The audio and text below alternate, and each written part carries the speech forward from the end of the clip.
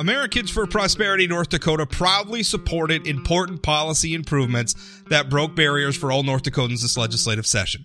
From tackling unnecessary and burdensome occupational licensing standards to fighting for tax relief, AFP is proud to have played a part in improving the lives of North Dakotans this year. Join AFP today by visiting www.afpnd.org. This advertisement was paid for by Americans for Prosperity.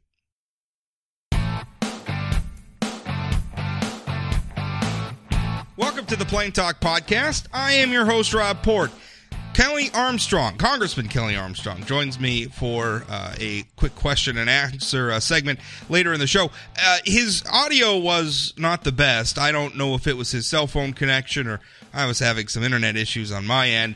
I use Skype. A little peek behind the curtains, if you will, on how you produce. I use Skype to call out to the people that I'm interviewing, and normally it works great, but this time around I feel like my internet was kind of a little flaky, and that led to not the best connection, but I think he's intelligible through most of it, so it's a good interview coming up. But before we get there, I want to talk for a moment about the Democrats and their debate this week. They had 47 Democratic candidates. I can't, what's it, 47 candidates? However many it is. Is it like 24? I don't even know how many are in the race. But there was a bunch of candidates who debated, and those candidates, it was interesting. It was interesting to listen to what they have to say, but the first debate, I guess puts me in mind in thinking that we're in the presidential campaign season in earnest. Now, these days it doesn't feel like the presidential election cycle ever really ends, right? I mean, there's 4 years between elections, but come on.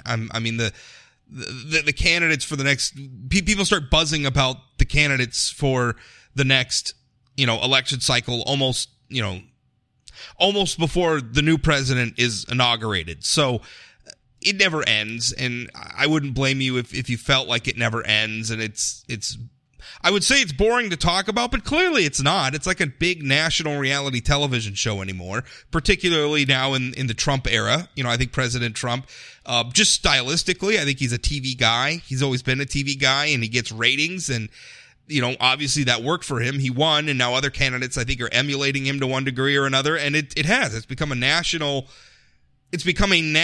reality television show. And that's what I was thinking of as I was watching all these different candidates. And, you have to go elsewhere for an analysis on everything that they were saying, because I don't know that there were so many candidates on the stage, and they each had, just maybe a dozen minutes each in total to really talk about what they stand for. And I don't know that any single candidate is going to be able to give you anything more but a very cursory view of how they feel about the issues or what their philosophies are or anything else like that. I mean, for the most part, you're just going to get some talking points. So I don't know. I was watching it, and I don't really feel like that's even worth all that much analysis, but it is what it is, and people are talking about it endlessly. But here's what I was thinking, because I think we're starting to see some new approaches to politics, but also we're very much seeing the old tried and true. Now, for a new approach, I was reading, there was a Washington Post story recently, and they were talking about how candidates are on the hunt to create viral moments for themselves. And sometimes these happen organically, like maybe it's an interaction, when the politician's out kissing babies and pressing the flesh, somebody says something and it creates a viral moment for the candidate. Or sometimes these are very carefully choreographed, where the candidate will just jump into something and the whole thing's just very planned out. For an example of that latter being Senator Elizabeth Warren, presidential candidate Elizabeth Warren, responding to a woman on Twitter who was asking if Elizabeth Warren could help her with dating advice. And so Senator Warren, said, "Hey, direct message me. We'll talk this out." Obviously sending that message publicly because, she wanted to create buzz. Oh, look, a presidential candidate is helping some woman out with her relationship problems. And, oh boy, doesn't that just show how much Elizabeth Warren cares, right? Because it's all about these candidates who are vying for an office that represents hundreds of millions of people across the country, and they're trying to do it by making personal connections. I don't care just about everybody, but I care about you specifically. And I mean, they're doing it, and I'm obviously being critical of it, and I don't necessarily blame the politicians for doing it, because clearly it's something that American voters want.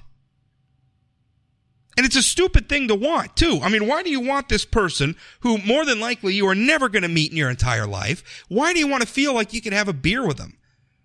Why do you want to feel like they care about your love life?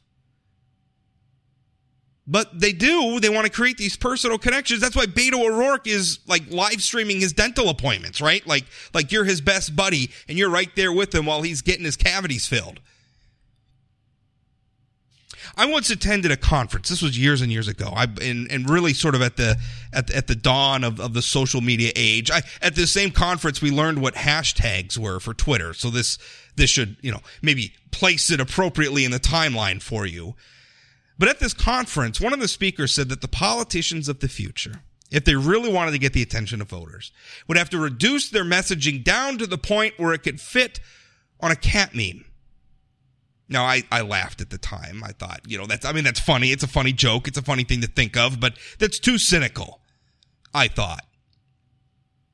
Well, naive me, because I think that's essentially where we're at. I mean, when we have all of these Democratic presidential candidates on a stage and they're each getting, like 10 minutes each, 11 minutes, 12 minutes, whatever it worked out to be, really in total speaking time throughout the evening. I mean, they're being asked to describe their policy platform decisions in like 2 minutes. What are those but memes, right? I mean, it's not quite the same thing as putting it on a cat picture, but we're not far off from it. It's a little ridiculous, but yet that seems to be what we want. I mean, we're distilling all of this stuff down, not into like philosophical arguments or detailed policy arguments, but it's all about how the candidate makes you feel. Maya Angelou, and I'm gonna butcher this because I don't remember the quote directly, and I'm gonna paraphrase it here. And I'm recording this, and I don't want to take the time out to go Google it. But she essentially said something that people will forget the things that you say, and they'll forget the things that you do, but they'll never forget how you made them feel. I think the politicians have all taken that to heart these days, right? So it doesn't really matter what they say, and it doesn't really matter what policies or positions that they take. It's just how they make everybody feel. And again, it's hard to blame the politicians for that because it works. We vote for it. We respond to it. But for as much as that's changed, for as much as politicians today, I mean, could you imagine Bob Dole once upon a time, like inviting reporters in to like watch his, like Facebook live streaming, and that didn't exist in his era. But could you imagine him like bringing reporters in while he's getting cavities filled? Can you imagine? People would think that this guy had an enormous ego for thinking people would even care about that sort of thing. Can you imagine Bob Dole saying, "Oh yeah, let me give you relationship advice"? Come on. But the more things change, the more they stay the same. One staple of politics, and not just American politics, but I imagine politics throughout history, politics wherever you get in the world, is promising voters things that will be paid for by other people. Case in point, Bernie Sanders has done this recently. He is proposing a tax on stock market and bond transactions to pay off everybody's student loan debt, and going forward to pay the tuition for people to go to whatever college that they want to go to. I imagine there's going to have to be, I say any college they want to go to. At some point, you think that there's going to have to be some limits, right? I mean, you can't just go to any institution. Otherwise, we're going to have zany institutions popping up all over the place that exist not so much to educate students, but to harvest the government money attached to them when they enroll. So you have that situation, but essentially, yeah, that's what he's promising. He's saying, well, we're going to tax Wall Street and we're going to pay off everybody's student loans. So everybody gets, that's not a small, student loans are over $1 trillion. I think it's like $1.6 trillion nationally. Even here in little North Dakota, my neck of the woods, North Dakota citizens, according to Business Insider, reported back in April, are carrying something like $2.4 billion in student loan debt. The average student loan debt for North Dakotans who have student loan debt is about $27,000. So you're not thinking that a lot of those people who are struggling to pay off that debt, to put that debt behind them. They're not listening to Bernie Sanders say, hey, I'll tax these other people. I'll make these other people, these evil Wall Street, right? These no good nicks on Wall Street, I'll make them pay off your student loan debt. Boy, doesn't that sound appealing. Now, of course, the reality is something Bernie Sanders can't actually deliver on. It's not just going to be Wall Street paying for that. Anybody who invests in Wall Street is going to be paying for it. And that means pretty much everybody, given the ubiquity of investing these days. If you have a 401k, if you have an IRA, if you have some money in a mutual fund, if you're a day trader playing around with stocks online, you are going to be paying this tax. It is a multi-trillion-dollar tax on everybody. You think that's going to be good for our economy? And by the way, where do you think all these stock transactions and everything are going to start taking place if we're going to put such a huge tax on them? You know, the people trading these stocks, this trading might start happening somewhere else in some other market.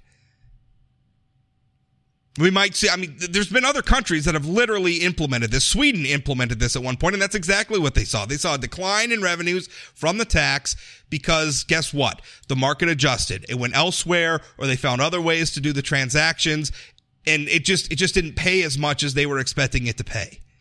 And so what Bernie Sanders is promising is he's promising a huge gift to the American people, paid for by other people. And it's ridiculous. It's not going to work. It's not something he can actually deliver on. But you know what? That doesn't really matter. What matters is winning. And by the way, you think, oh, sure, Port, you're just a partisan conservative commentator and you're harping on, you know, a socialist Democrat just because you don't like him. Well, you know what? Republicans do this too. Republicans campaign on tax cuts all the time. And rarely do these Republicans couple those tax cuts policies with the sort of spending reforms that will protect us from the resulting budget deficits when we reduce the amount of tax revenue coming in without doing anything to the budget to equalize that out. Now, I know sometimes it's fashionable to say, well, tax cuts pay for themselves. And sometimes they do. At certain rates and in certain economic conditions, yes, tax cuts can pay for themselves by stimulating more economic activity that then drives in more tax revenues than you had before. That can happen, but it doesn't always happen. And what Republicans are constantly doing is shrinking the tax base and shrinking tax rates. And don't get me wrong, I appreciate that part of it. But if you're doing that and you're not making the spending adjustments along for it, all you're doing is promising the American people tax relief paid for by other people. Only in this instance, the other people are our children and our grandchildren who will be obligated to pay off the national debt once we're gone. Republicans do it. Democrats do it. The unifying theme is that we fall for it. Every time they go out and they're trotting out and they're giving us things they can't really deliver on. They're making these wild promises that they aren't really going to follow through on. Or they're pretending to be our friends. They're pretending to be somebody to give us relationship advice. They're inviting us into their kitchens to watch them cook. They're our best pals. It's all ephemera. It's nothing. What really matters is how they're going to govern. What really matters are their policies. But that stuff's dry. That stuff's boring. We voters don't really care about that. We care about all that other stuff. And so who's really to blame for this? Is it the politicians or is it us who fall for it every time they do it? My interview with Congressman Kelly Armstrong coming up next. This episode of the Plain Talk Podcast is brought to you by Energy of North Dakota. Oil and natural gas from North Dakota strengthens all of America. And through our abundance of talents, innovations, and technologies, energy responsibly produced here translates to worldwide economic stability. With producers and our communities working together, we're securing a sustainable future that generation after generation can build on. It's all happening right now with Energy of North Dakota. Learn more at energyofnorthdakota.com.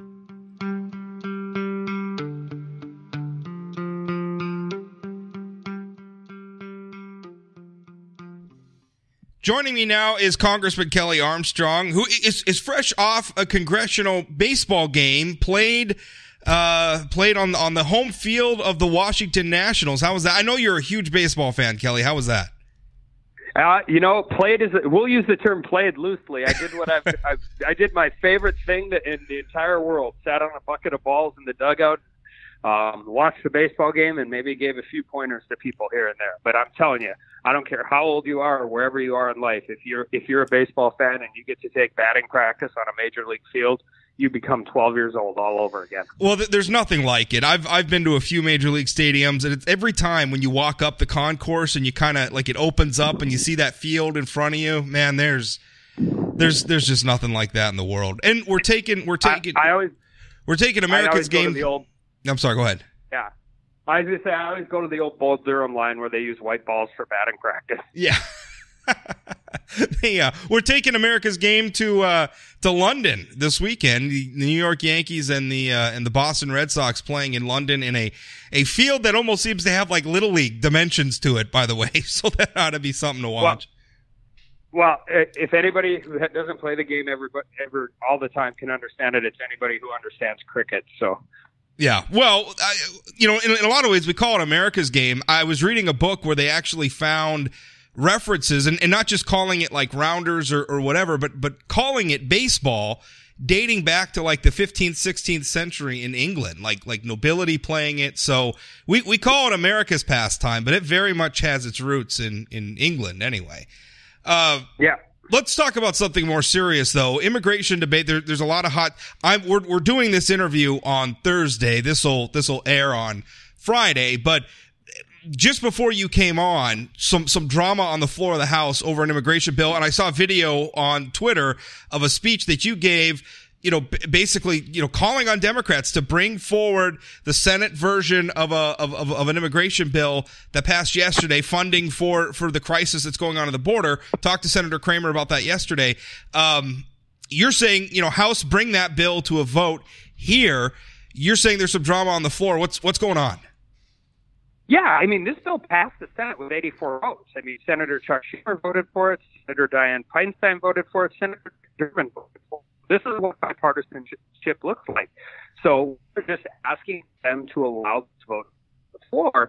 And we were doing a unanimous consent motion, which Democratic leadership was objecting to. And now we have just got word that they pulled the rule, which means they don't have enough support in their conference to keep us from winning the vote, which means hopefully sometime in the very near future, like in minutes or hours, we will be voting on the Senate version so we can get those resources down to the border and get some of these conditions taken care of.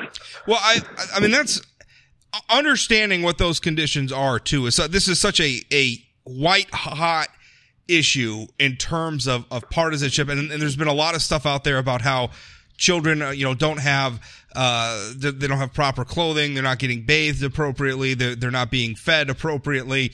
Do you have any insight into what's actually going on down there? Because when I read a lot of these reports, they're based on, court filings from immigration advocates. Those obviously aren't always the most objective of sources. I've been looking for, more sort of, firsthand reports, maybe from like journalists or whatever. And there's just, I know the journalists got a tour recently of the facility in Clint. But, what they're reporting, I don't know. I mean, I don't want to say that these kids that everything's fine. I don't know. But I'm just wondering if Congress has any real insight, any boots on the ground, just in terms of what's actually going on in these facilities. Yeah, and we get briefed too. And and to be clear, everything's not fine. It's not. But I think you have to take this back a little bit. And what I mean by that is, this White House has been saying this is coming for a long time. For 2 months, we've been saying that there's a crisis on the border. The obvious uptick in illegal crossings and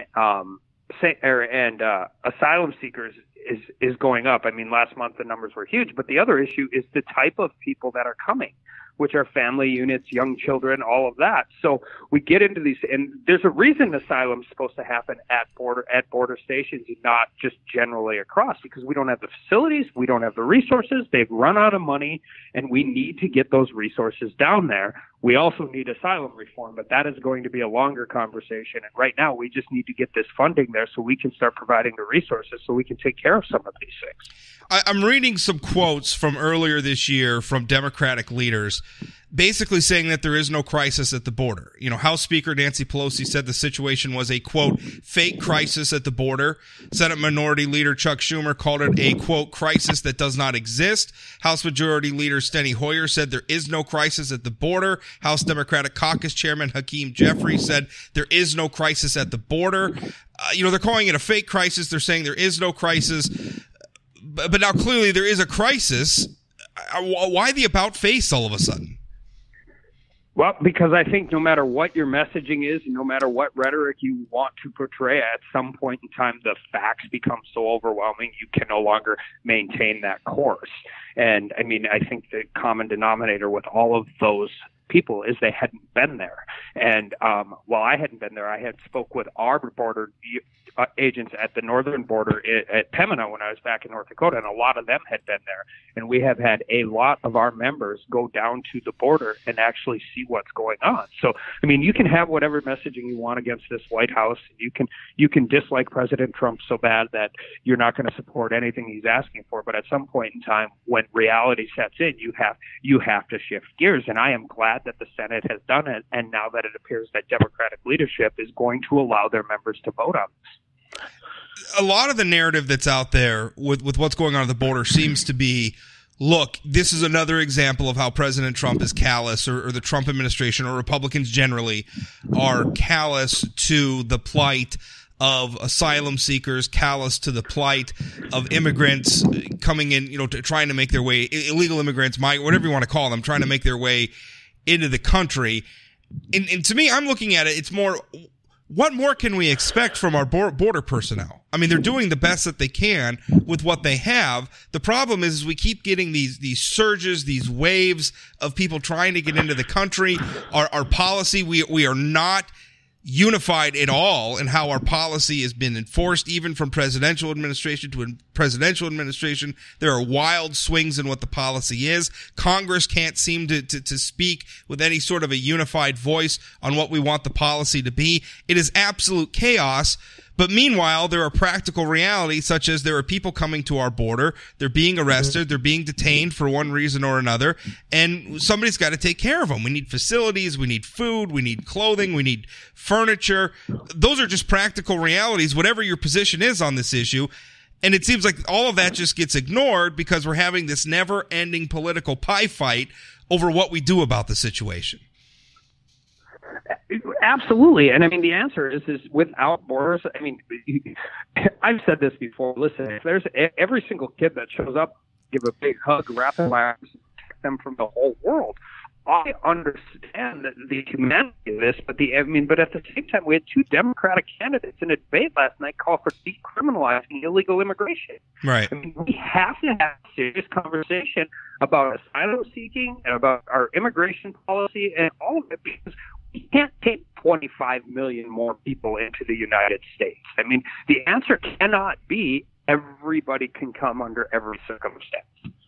Well, right. I mean, because essentially what they're saying was, let's just decriminalize it. So they're saying, okay, we'll just come across the border. So that means there's no control for communicable disease, right? I mean, some of these children have chicken pox, they have measles, they have mumps. I mean, there are just practical realities there for what that means for them coming into our country. By the way, speaking of the debate last night, what did you think? I asked Senator Kramer this yesterday, which of the Democratic candidates he thought presented the most likely challenge to Donald Trump. Are you seeing anybody there? I mean, who do you think could really get some traction in the upcoming election? Well, I think just from a purely objective political standpoint, I think Elizabeth Warren probably made the most ground last night. Now, keep in mind, I was playing in a baseball game, so I'm more with I thought O'Rourke. I think Beto O'Rourke's campaign is done. I think Julian Castro probably got noticed more than he had before, but I'm not sure he had been noticed at all before. So, I think it's a snapshot in time, and we went through this, right? I thought our primary process 2 years ago was fantastic. As the chair, I got an opportunity to go some of this debate. In fairness, I think the way the Democrats are doing it is probably a little better than the way we did it, and that they're doing it on 2 nights instead of having a B team and an A team. But I mean, it's a snapshot in time. At this point in time, 2 years ago, Jeb Bush, Marco Rubio, and I don't know who was third, but Scott Walker. We're 1, 2, and 3 in the polls, and between all 3 of them, I think they won 2 primary states. So we got a long way to go, and it's early. It's going to be fun to watch. I'm going to popcorn. I want to get to a couple of the questions from listeners. First one comes from Larry, and he's referring to the fact that Robert Mueller has said he's going to testify before Congress. Larry asked via Twitter, if Mueller testifies, will Republicans challenge him with any questions of substance, or will it be a series of self-absorbed, bloviating displays for TV? Well, I'm hoping there'll be questions of substance. Ranking Member Doug Collins, I think, was the first member of the House to call for a I said that before all of these hearings, whether it's Barr or what I would call the clown show hearings that we have had in judiciary hearings, I've said the guy that should come in here is Robert Mueller. So we'll see where it is. It'll be interesting to see. I mean, he stands by a report. It'll be interesting to see how he answers questions. Also, just purely mechanically, it's going to be very interesting to see how they do it. But yourself, this is Congress, and it's not and this is a bipartisan thing. There will be too much bloviating. Via Facebook, Roland has a question. He says, I quote, a few years ago, this is kind of a long one and he's got a lot of different questions, so we may have to work through this one a little bit. But he says, I quote, a few years ago, North Dakota rejected Measure 1 by 63%, which called for recognizing human life from conception. Recently, Trump has stated he supported abortion in cases of rape, incest, or severe medical conditions. You have supported the Republican pro-life line since elected. So where do you really stand? Do you represent the 63% of the voters who voted against Measure 1? Do you support the limited right to abortion per Trump? How about heartbeat bills? Should Roe be overturned? And if abortions were made illegal, how do you punish them? In some pro-life countries such as El Salvador, a woman could get 25 years of prison for an abortion and even 5 years for a suspected miscarriage. She has to prove the miscarriage was not her fault.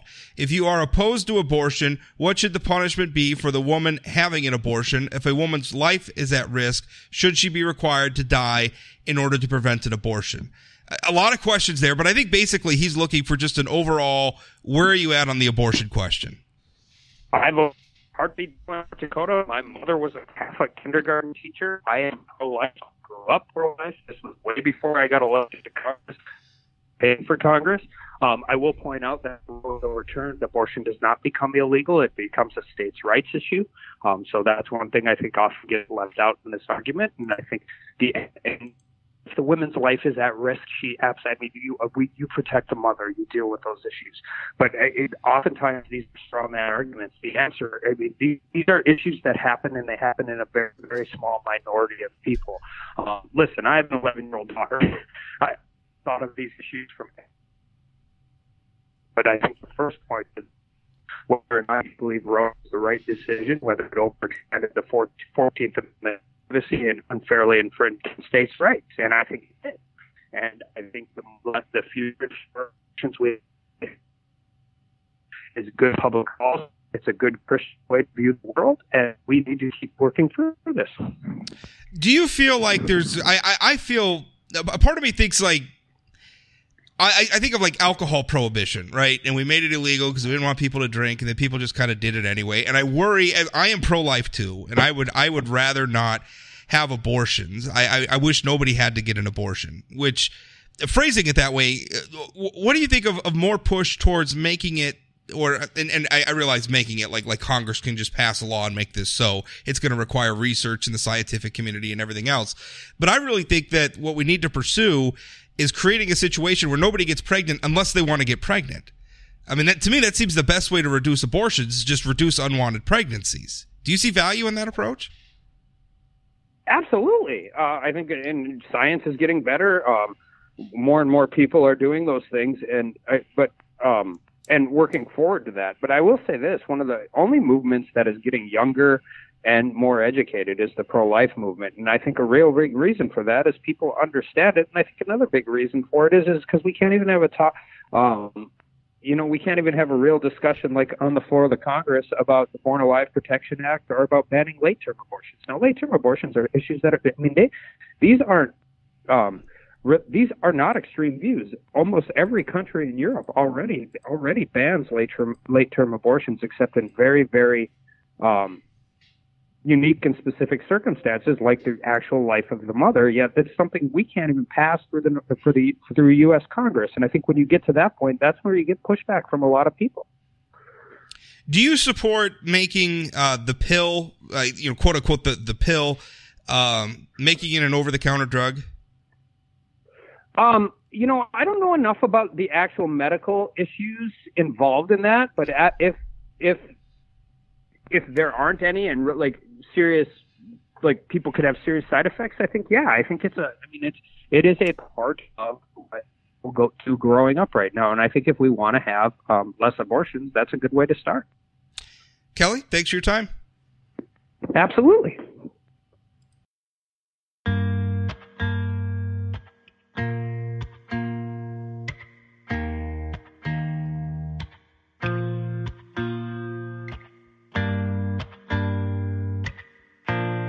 That's it for today's Plain Talk podcast. Remember, new episodes of the show come out most weekday mornings. If you're listening to this on a platform that allows you to rate or review the podcast, I would appreciate it if you leave an honest rating and honest review. Every new rating, every new review helps those algorithms out and helps other people find the podcast. So that's a good thing.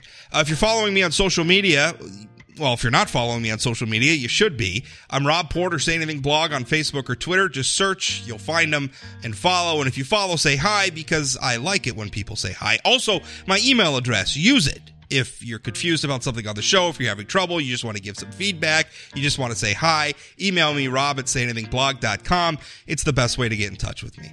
Thanks for listening. We'll talk again.